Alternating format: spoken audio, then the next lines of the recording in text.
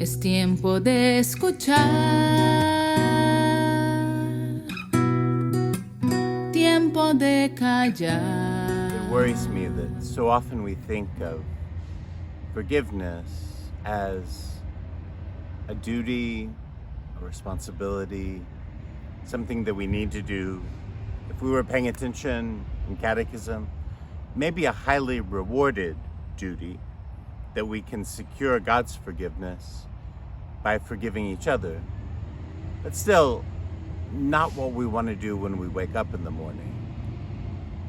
Peter comes from the same perspective, right? And trying to be very generous, he offers to forgive 7 times. The number almost doesn't matter.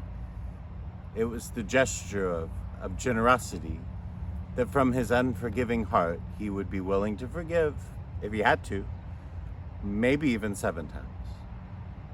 And Peter, like us so often, is thinking very transactionally about mercy and forgiveness. Whereas if we manage to move into the kingdom of God, mercy becomes something interrelational rather than transactional. That this isn't just negotiation and haggling as we conduct our debts and our lives, but rather who we become. And we shouldn't misunderstand the story. We're not going to earn God's forgiveness by ourselves doing this duty of forgiveness. As beggars, we'll receive from God's incredible generosity, boundless forgiveness, immeasurable. I know they put measurements on everything in our gospel today, and it's confusing, and the translations are confusing. Just to recognize that Jesus is throwing around in the debt of that the King forgives astronomical numbers that we could never really imagine. And that was on purpose, because God isn't measuring his mercy because he doesn't have to. Because God is complete and whole. And part of being complete and whole is living in mercy, because we don't have to worry about how much we give, because we have enough. And so what happens, not that we earn God's mercy by forgiving each other, but rather that as we receive God's mercy, we learn to become merciful people. And if I become a merciful person, the question changes. And as always, Jesus has trouble with our questions, not with the answers. And Peter's question is upside down. And so Jesus turns it right side up and says, I know it sounds like more math, but it isn't math. He says, not 7 times. 7 times 70 or 77 or some, again, outrageous number, because if we're counting, we're not merciful. We might forgive. That's probably a good thing. But we're invited to become merciful people. We're invited to become like our God, who treats us with mercy.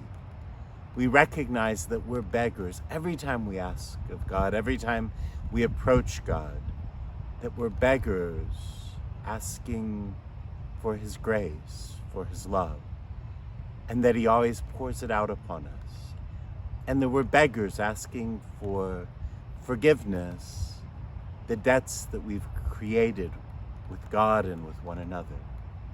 And every time we find it, because God is merciful. But then in that experience, as we become part of the kingdom of God, we can also learn to be merciful. And we should ask ourselves what we want. I know I go back to that a lot, but it's an important question. What do I want? Do I want to be resentful? Do I want to be calculating? Do I want to be burdened by all of the grudges that I currently have in my backpack? Or do I want to be free and whole and have enough and be able to pour out mercy graciously and know the peace that comes from that forgiving heart?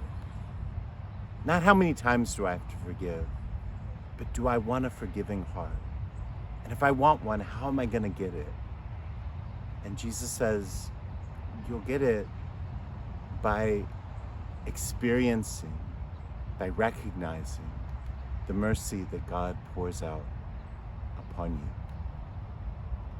Today's gospel, another that turns everything upside down, but a great joy to reflect on this week, because I think I want a merciful heart. I want to be complete and whole. I don't want to have to calculate and hold grudges.